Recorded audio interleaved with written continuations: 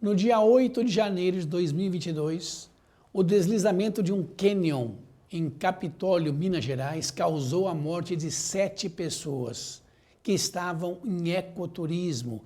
Você já fez ecoturismo ou incentivou seus filhos a fazerem? Será que tem risco ou é seguro? Antes de acompanhar esta entrevista, inscreva-se aqui em nosso canal e fique por dentro de outras entrevistas que fizemos sobre esse tema de meio ambiente e sustentabilidade e receba outros temas também de seu interesse.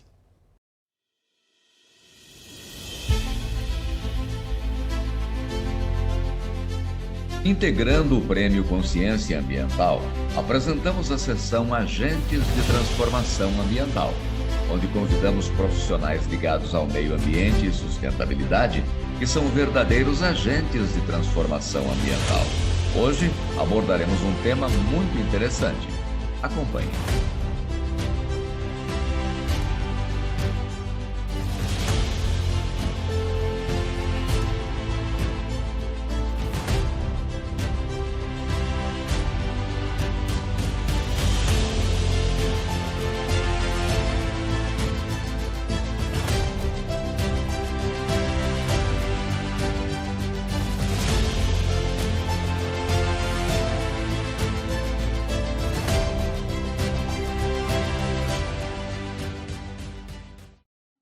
Olá, bem-vindos a mais uma sessão Agentes de Transformação Ambiental do nosso Prêmio Consciência Ambiental Imensidade 2021. Teremos hoje um bate-papo cujo tema é Ecoturismo e Aventura, Conservação da Natureza na Prática. E quem estará conosco hoje aqui é Luiz Delvinha, que tem mais de 40 anos como operador de turismo, empresário do ecoturismo e o atual diretor executivo da ABETA, Associação Brasileira das Empresas de Ecoturismo e Turismo de Aventura. Luiz Delvinha, bem-vindo à sessão Agente de Transformação Ambiental do Prêmio Consciência Ambiental. Obrigado pela sua participação. Obrigado a você, Cláudio, pelo convite. É um prazer estar aqui batendo esse papo contigo, transmitindo direto do sertão da Bahia, né? Conectando o Brasil. Ok, Luiz, então conte um pouco para nós da ABETA, Associação Brasileira das Empresas de Ecoturismo e Turismo de Aventura. Quando foi fundada, por quê e a missão? A ABETA nasce no início de 2013, a gente tem um pouco antes, já no final dos anos 90, só para a gente contextualizar historicamente, né? Eu gosto muito de chamar, Cláudio, turismo de natureza. E o turismo de natureza ele abarca o ecoturismo, o turismo de aventura, o turismo náutico, a pesca esportiva e o turismo rural, né? São atividades da indústria turística que têm no cenário natural o seu principal teatro de operações, né? Todas essas ramos, né, esses segmentos da indústria turística, eles de algum modo utilizam-se do ambiente natural, né? Então, o mesmo rio que corta a propriedade rural serve para o cara botar o barco dele, serve para pescar a pesca, fazer a pesca esportiva, serve para o cara nadar, serve para botar uma canoa, serve para botar um caiaque. Então, o rio tem que estar limpo para todo mundo, isso nos une, né? Então, a ABETA, ela, no final dos anos 90, por uma série de razões, há um reinteresse nos espaços naturais, microempresários que têm nas atividades dos chamados esportes de natureza uma atividade de hobby e passam a entender aquilo como uma oportunidade de empreendedorismo na área de turismo. Então, a partir dos anos 90, começa a se desenvolver essa base e já nos anos 2000, em 2003, antes ainda de 2003, entre o final dos anos 90 e anos 2000, existiam os Yahoo Groups. Era uma proto-internet ainda na idade da pedra lascada, né? E o Yahoo tinha lá um fórum de discussão e eu fiz parte de um grupo que criou o JETA, que era Grupo de Empresários de Turismo de Aventura. Então, o Yahoo Grupos que a gente discutia temas da mídia de interesse comum. E em 2000, ainda antes, Cláudio, no final dos anos 90, o Sérgio Franco, que é um empreendedor aí de São Paulo, criou a Adventure Sport Fair. Eu não me lembro bem o ano, eu sou ruim de data, mas é final dos anos 90. e ali você acabou, então, congregando esses empresários, gente como eu, que estavam buscando, nas atividades ao ar livre, um ganha-pão. Então, ainda muito incipiente, esse grupo debatia, e dentro da Adventure Sport Fair, o Ministério do Turismo recém-criado.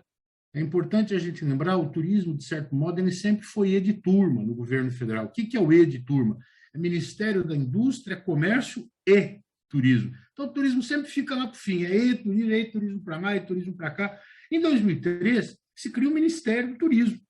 E o Ministério do Turismo, quando foi criado, aí tem uma coincidência que é uma história até interessante de contar, porque o ministro, o primeiro cara que foi nomeado, né, a primeira pessoa nomeada para o Ministério do Turismo foi o Valfrido dos Mares Guias. Eu até brinco que é um nome apropriado, né, Mares Guias.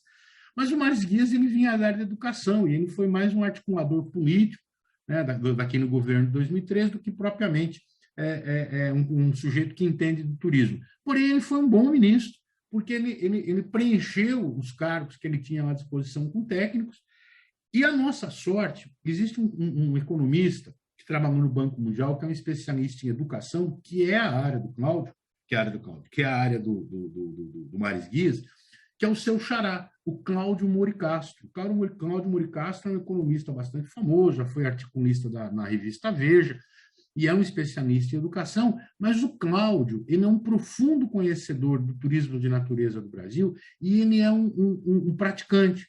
E tem uma pessoa que é o Gustavo Timo, que é um amigo meu, de Minas Gerais, muito amigo do Cláudio, e ele estava muito ligado a esse grupo do JETA. E o Cláudio, acompanhando o movimento, fez chegar ao ministro uma informação que me parece bastante relevante, Cláudio. O turismo de natureza, ele, primeiro, desde os anos 90, ele é uma atividade com profundas perspectivas positivas de desenvolvimento futuro. E a própria natureza do turismo, desculpa aqui a redundância, ela tem um potencial muito grande econômico nos territórios onde oportunidades econômicas não são tão fáceis. Então, eu estou nessa jornada agora, que eu estou aqui no meio da jornada conversando com você, eu passei pela região ali do Baixo São Francisco, a região que liga a Foz à Cachoeira de Palmo Afonso. Desde 2014, eu atuei num projeto que foi patrocinado pelo Banco Interamericano de Desenvolvimento, do desenvolvimento sustentável do território. Foi um projeto com 4 anos de duração, foi de 2014 a 2018, e agora, eu passei por esses dias, é impressionante a quantidade de negócios que hoje tem no território. Quando eu comecei em 2014, era uma coisa muito, muito, muito pequena. E hoje, eu não tenho os números, mas a quantidade de gente empregada e a quantidade de gente que muitas vezes estão empreendendo, não são empregados, são empreendedores, e, portanto, têm renda, isso cresceu muito. Então, estamos desviando aqui do foco, vamos voltar. Então, a Abeta foi responsável por reforçar, então, esse setor. Total. Isso é o nosso orgulho. O nosso orgulho é esse. Então, a Abeta, em 2003, dentro da Adventure Sport Fair, nós fomos provocados pelos integrantes do Ministério do Turismo, que tinham um projeto de políticas públicas para o desenvolvimento do setor, até por influência do Cláudio, o seu xará, que entendia esse potencial econômico e social para o desenvolvimento da indústria. Então, naquele momento, o Ministério do Turismo aproveitou a presença desses empresários na feira, reuniu esses empresários num encontro, que foi o primeiro encontro que, na verdade, é a origem do nosso congresso anual, que foi o primeiro encontro brasileiro de ecoturismo e turismo de aventura, que aconteceu dentro da Adventure Sport Fair em 2013, um pouco antes teve um evento também que foi parecido, mas esse foi o principal. E ali a gente lançou a semente de criar uma entidade, e essa entidade veio, primeiro, e aí eu sou muito franco, ela veio a partir de uma pressão do Estado brasileiro, dos integrantes do Ministério do Turismo, que queriam dialogar melhor com o setor, mas era um setor que não estava organizado. Então, houve uma pressão pública para que o setor se organizasse. O grupo estava reunido na feira, entendemos que aquilo era uma coisa boa, e a partir daí, então, nós começamos a mobilizar, e no ano seguinte, em 2004, a Abeta conseguiu, então, se formalizar, no dia 8 de agosto de 2004. Então, a Abeta nasceu ali. Com que missão? A nossa missão, Cláudio, é extremamente simples, e nesses quase 20 anos, a gente não desviou 1 milímetro do nosso rumo. Nós, desde o início, a missão da Beta é transformar o turismo de natureza do Brasil numa referência mundial de qualidade, de segurança e de sustentabilidade. É algo muito simples de compreender e difícil de executar. O Brasil é um país rico em belezas naturais, diversas regiões diferentes. Quais são as razões do porquê o Brasil não ter o maior número de turistas, a exemplo de outros países que nem têm o que nós temos? Então, essa é a pergunta do milhão, né? Nós temos várias respostas. Eu acho que a principal resposta, ela está ligada, aí eu vou lançar o direito ao artigo 5º da Constituição, que é o direito de opinião. As respostas são bastante complexas, né? Grosso modo, eu faria num resumo, a sociedade brasileira ela não está interessada na atividade de turismo. Não existem políticas públicas ou políticas, ou melhor, não existem boas políticas públicas, sejam políticas de Estado, sejam políticas de governo, para a atividade de turismo. Você tem boas políticas para a produção de proteína, para o agronegócio, para setores de energia, enfim, você tem aí, a sociedade é muito soberana, é muito fácil a gente culpar o governo das coisas, mas o governo é feito por pessoas, né, por entidades como a nossa, é um coletivo muito grande. E o turismo, ele não é compreendido ainda, na minha opinião, como ele deveria ser como um produto turístico do Brasil, o produto Brasil. Quando a gente vê, por exemplo, a indústria turística, e a gente percebe, a Beta faz parte do Conselho Nacional de Turismo. E é um conselho importante, tem também o da CNC, né, a Confederação Nacional do Comércio, também mantém um Conselho Nacional de Turismo, um conselho privado, a Beta faz parte dos dois, e a gente percebe muita dificuldade de compreender a questão territorial, Cláudio. E o território, veja só, o Brasil, de fato, segundo a Organização Mundial de Turismo, ele é um gigante potencial em 2 setores, recursos naturais e recursos culturais. Então, nós temos o recurso. Agora, o recurso é só um recurso, é um meio, né? Ele por si não resolve. Então, nós temos aí, grosso modo, mais uma vez, o primeiro, uma profunda desconhecimento do território. Os brasileiros não conhecem o Brasil. Esse é o primeiro ponto. Como a gente não conhece, a gente não tem curiosidade de conhecer. Então, nós realmente... Eu acabei de passar agora pelo Parque Estadual de Canudos, na Bahia, que eu não conhecia. E você vai ver, é um parque extraordinário, aí você vai ver a infraestrutura do parque, precária. Aí você vai ver o horário de funcionamento, é restrito. Aí você vê a promoção, não tem. Né? Então, você tem um parque estadual e que, se você não for informado, você vai ter dificuldades, porque não tem nenhum lugar para você beber água. Não existe, não tem água na Caatinga ali e não tem uma lanchonete, não tem absolutamente nada. Então, a pessoa, eu estava vendo na internet esses dias, pessoas que vão relatando as dificuldades, então há um desconhecimento do território. Então, grosso modo, mais uma vez, já falei 3 vezes a palavra grosso modo, porque é muito detalhe, você tem, primeiro, um ponto. Os brasileiros e o Estado brasileiro não estão interessados em desenvolver políticas públicas sérias e de longo prazo que pensem no produto turístico como um território. E esse território precisa ser despertado o interesse. Então, você tem aí vários recursos, seja a indústria de cinema, que deveria ser estimulada a fazer locações em lugares cenográficos, a indústria televisiva, né? Você tem aqui, recentemente, né, o canal líder de televisão aí com as suas novelas mostrou o Monte Roraima. Vai todo mundo para o Monte Roraima. Então, isso não é bom. É bom. Não é. Da forma que a gente faz, não é porque você concentra tudo num único lugar. Então, Cláudio, a nossa missão, enquanto entidade, é transformar isso. E, para isso, eu acho que tem um ponto muito importante de destacar. A Beta é uma entidade profundamente apaixonada pelo Brasil. O nosso campo de atuação é o Brasil. Eu estava discutindo esses dias, a gente atua ali dentro, né, do Conselho, da Associação das Agências de Viagem, das operadoras de turismo, dos armadores de navios. São parceiros importantes e estratégicos para nós. Porém, todos eles têm interesses que não estão necessariamente conectados ao território brasileiro. As companhias de navio, a qualquer momento, ela leva o navio para o Caribe, ela leva o ativo dela para onde ela quiser. Para nós, não. A gente não tem. O operador de turismo, o agente de viagem, ou ele vende Disney, ou ele vende bonito. Para ele não vai fazer diferença. Sabemos que o agro hoje é a bola da vez, mas o turismo também pode ser a próxima bola da vez para alavancar o nosso país de vez na área econômica. Ah, na sua opinião, a Beta tem voz para mudar esse cenário? Tem. A gente tem sido muito respeitado. O que acontece é assim, Cláudio, a gente, desde o início, a Beta optou por um caminho diferente. Né? Qual foi o nosso caminho? O Brasil, nós temos uma parceria com o Instituto Copenhagen de Estudos do Futuro, e eles valorizam muito o nosso jeitinho, né? O jeitinho aí no sentido de dar uma gambiarra, e eles acham isso positivo. E nós também. Mas nós também entendemos que esse jeitinho, como tudo na vida, muito exagerado, pode não ser algo bom. E turismo de aventura, segundo o poeta, viver é muito perigoso, disse João Guimarães Rosa. Viver é muito perigoso. Viver praticando aventura é um pouquinho mais. O cara vai descer um rio encachoeirado, o cara vai se pendurar numa corda a 70 metros de altura. A corda pode arrebentar? É verdade, pode. Então, nós entendemos que se nós quiséssemos desenvolver um turismo de natureza brasileiro, de qualidade, de segurança e sustentável, nós tínhamos que ter regramento. E a Beta optou por um caminho muito difícil e que a gente está muito feliz de ter optado por esse caminho. A Beta optou por desenvolver, cumprir a sua missão, desenvolvendo um conjunto de normas técnicas oficiais. E esse ponto é o que nos difere de todas as outras entidades hoje que atuam no turismo brasileiro.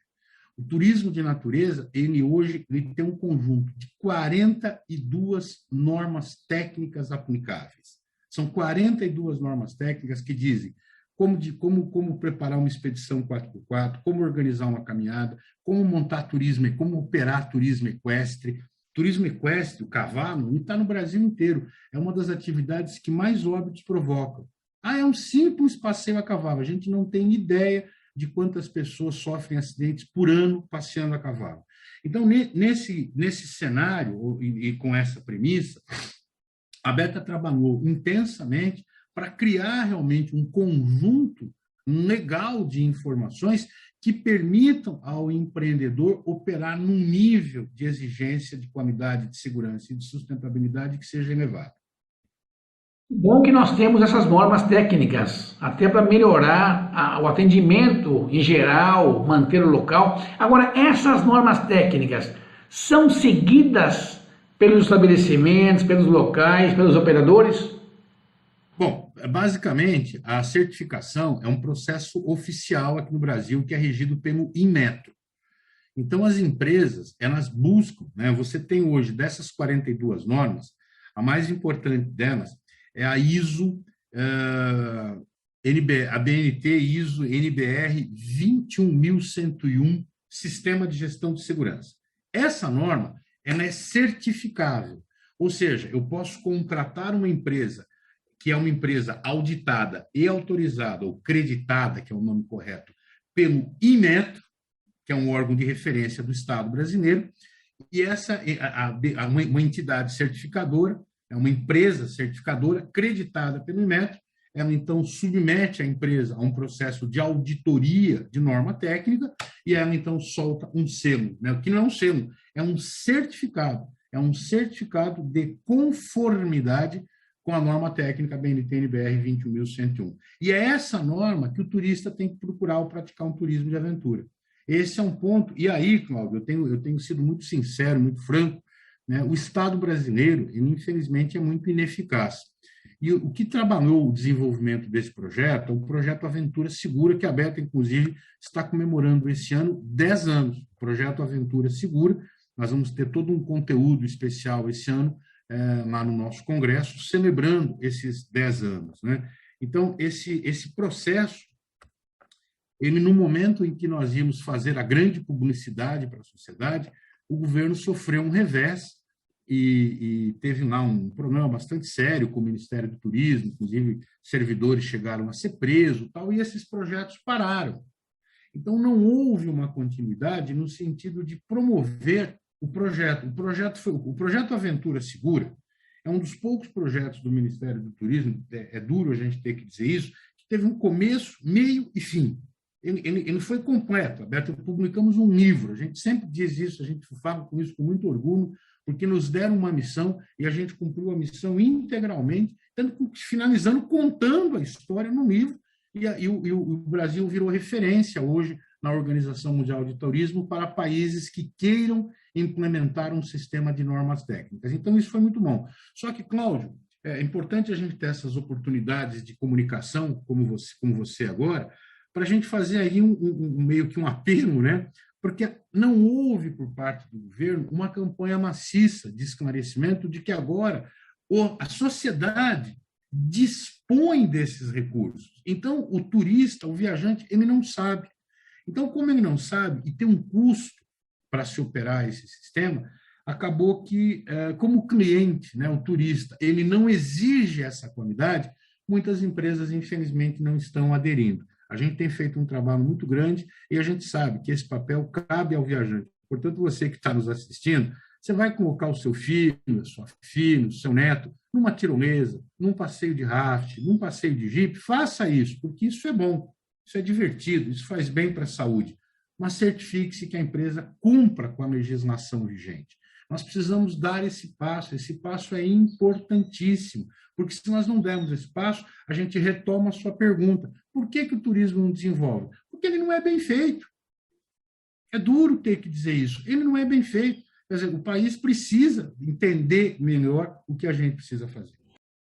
O pai ou a mãe desse rapaz ou menina que quer fazer essa aventura no turismo, como eles podem procurar esse certificado? As empresas que oferecem esse turismo têm isso publicado em algum site, em algum local?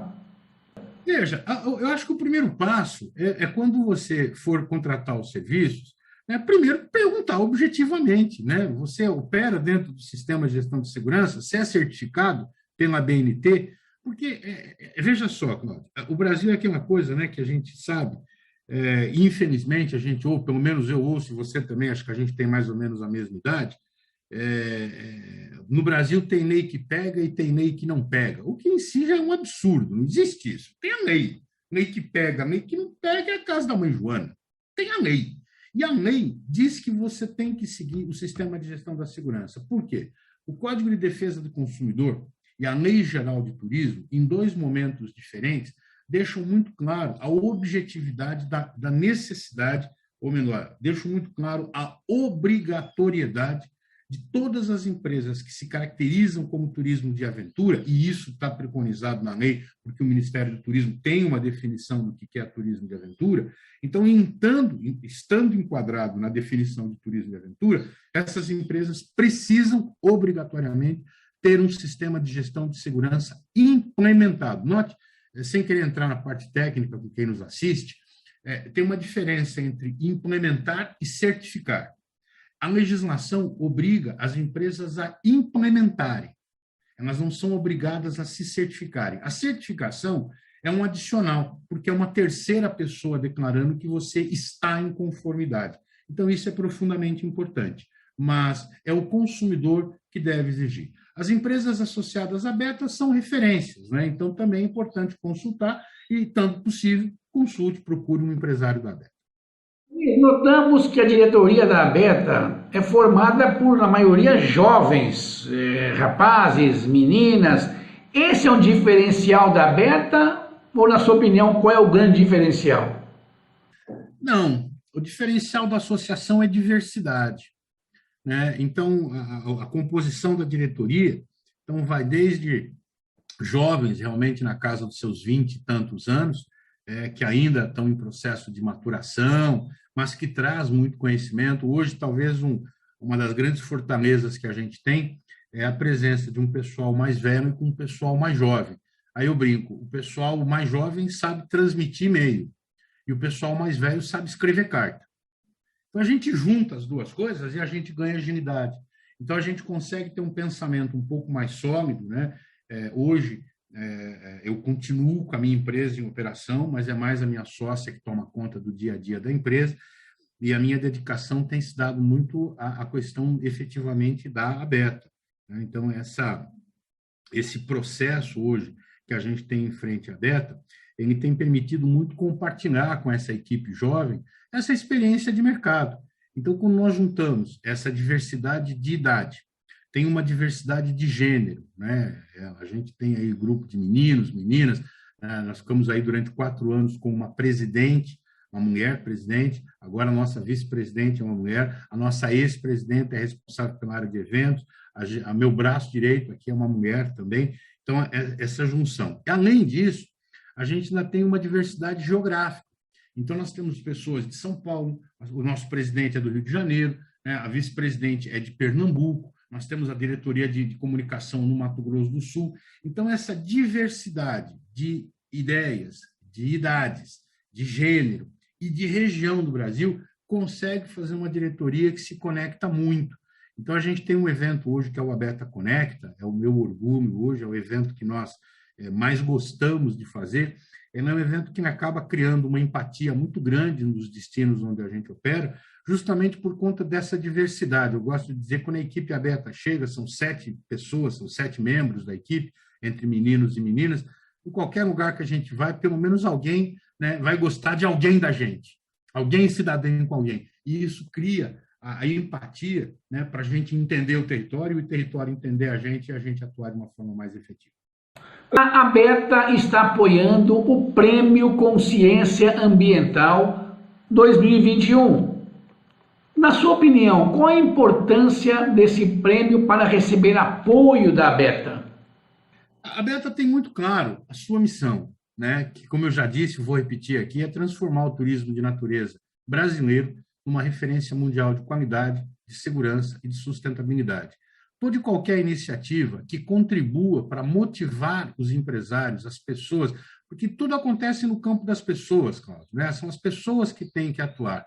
Então, as iniciativas que reconheçam o esforço, né, e o trabalho de pessoas que estão buscando construir um futuro melhor para o Brasil, né, para a sociedade brasileira, para o território físico. A minha negação é muito com o território, eu gosto de dizer, meio que contrariando, a gente, né, não fala muito disso. Na minha opinião, a grande riqueza do Brasil é o território, é a geografia, né? O nosso grande potencial é a geografia, é a maior porção de território tropical do planeta sob gestão de um único país, é um gigante tropical, e nas condições ambientais hoje que nós entendemos que o grande problema do mundo hoje, apesar de muita gente não ter compreendido, infelizmente, é a questão climática. A questão climática é absolutamente fundamental e ela está profundamente ligada à questão ambiental. A Abeta hoje, desde 14 de agosto, nós retomamos as atividades presenciais e nós estamos com a caravana Abeta Redescobrindo o Brasil. É isso que eu estou fazendo aqui em Juazeiro hoje. E a gente vem passando, desde Campo Grande, quando nós começamos a nossa viagem, a gente vem realizando os nossos eventos e em todos os lugares onde a gente realiza evento, a gente tem plantado árvores. É uma forma simbólica, né, de dizer que a gente vem plantando árvores e semeando ideias pelo país. E a plantação de árvores, ela atende exatamente esse cunho das pessoas se ligarem na questão ambiental. Então, uma iniciativa como o Prêmio Consciência Ambiental, ela traz mais uma oportunidade de pessoas mostrarem o seu trabalho, serem reconhecidos, e para nós da Abeta é importantíssimo apoiar e incentivar esse tipo de iniciativa. Luiz Delvinha, você demonstra ser um exímio conhecedor de turismo de modo geral, especificamente da natureza, e deve ser um excelente consultor. Obrigado por a sua presença aqui no programa nosso, por mostrar a importância desse segmento para o bem do país e do planeta. Volte aqui mais vezes, já está convidado. Obrigado, Cláudio. Boa semana, bom final de semana para vocês aí. Eu não sei quando o programa vai ao ar, né? Então, um abraço para vocês, para ficar melhor. Sigo à disposição aqui e acompanhe a Abeta pela internet. E, se me permite, Cláudio, viaje, redescubra o Brasil. É um país sensacional. Última perguntinha, Luiz. Como é que as pessoas interessadas podem conhecer melhor a Abeta? Tem algum site, algum contato? Você pode nos visitar no site www.abeta.com.br. Quem quiser conhecer um pouco melhor o nosso trabalho, eu recomendaria que fosse ao nosso congresso, né? A gente tem o Abeta Summit, tem um site próprio, é o www.abetasummit.com.br. Perdão, Abeta é abeta.tour. Eu falei .com, falei uma bobagem imensa, vão me matar lá. É www.abeta.tour.br, e www.abetasummit.com.br. Também pode nos seguir pelo Instagram, AbetaBR. Vai ser um prazer acompanhar essa rapaziada e você pode acompanhar essa nossa jornada aí, Redescobrindo o Brasil. E você também, Cláudio, Redescubra o Brasil, que, como eu disse, é sensacional. Ontem eu tomei um vinho da Mion, em pleno sertão baiano, geladinho, e foi bom demais. Excelente. Chegamos ao final de mais um bate-papo. Obrigado pela sua presença, sua audiência. E aproveitando e pedir para que você inscreva a sua ação no site do Prêmio Consciência Ambiental e mostre para o mundo aquilo que você faz. Convide seus amigos que você saiba que faça ações ambientais para também se inscrever no prêmio. Teremos um prêmio, uma vitrine de ações para o mercado maravilhosa. Até a próxima!